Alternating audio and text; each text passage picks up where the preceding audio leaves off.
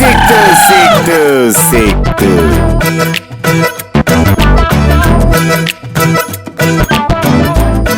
ಅಲ್ಲ ರೀ, ದೆವ್ವ ಕಿರ್ಸ್ಕೊತಾ ಇದ್ದೀನಿ, ಏನು ಹೇಳಲ್ವಾ?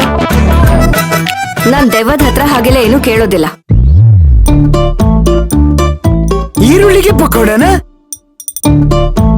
ಅಲ್ಲ, ಮೆಣಸಿನ್ಕಾಯಿಗೆ ಬಜ್ಜಿ.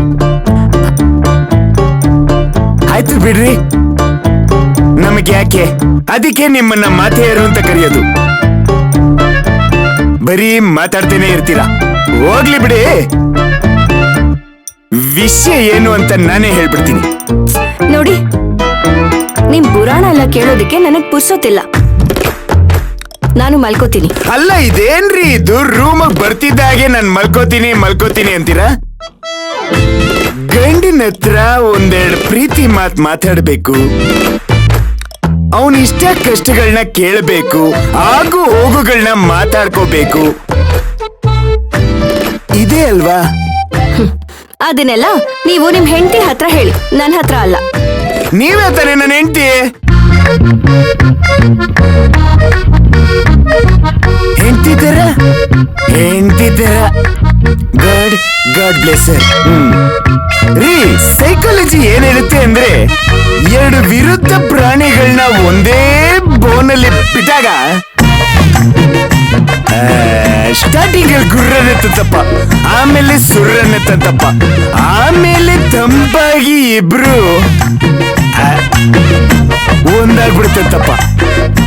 ನೀವೇನ್ರಿ ಮದುವೆಯಾಗಿ ಇಷ್ಟು ತಿಂಗಳಾದ್ರೂ ನಿಮ್ ಕ್ಯಾರೆಕ್ಟರೈಸೇಷನ್ ಬಿಟ್ಕೊಡ್ತಿಲ್ವಲ್ಲ? ನಾನ್ ಮಾತ್ರ ಕಂಡಕ್ಟರ್ ಇಲ್ದೆ ಬಸ್ ಎತ್ತದವನು, ರೈಟ್ ರೈಟ್ ರೈಟ್ ಅಂತ ಮುಂದಕ್ಕೆ ಹೋಗ್ತಾನೆ ಇದೀನಿ. ನೀವು ಡ್ರೈವರ್ ಸೀಟಲ್ಲಿ ಗಟ್ಟಿಯಾಗಿ ಕೂತ್ಕೊಬಿಟ್ಟಿದ್ದೀರಾ.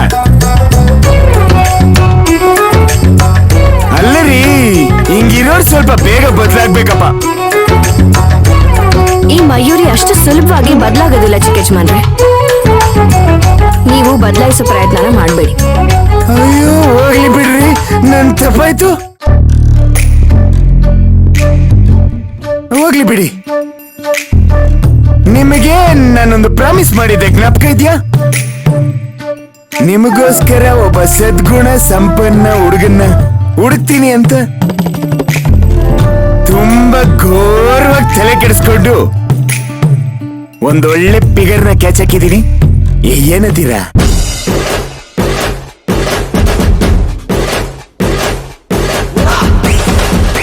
ನಿಮ್ಗೆ ಮಾಡೋಕ್ ಬೇರೆ ಕೆಲಸ ಇಲ್ವಾ?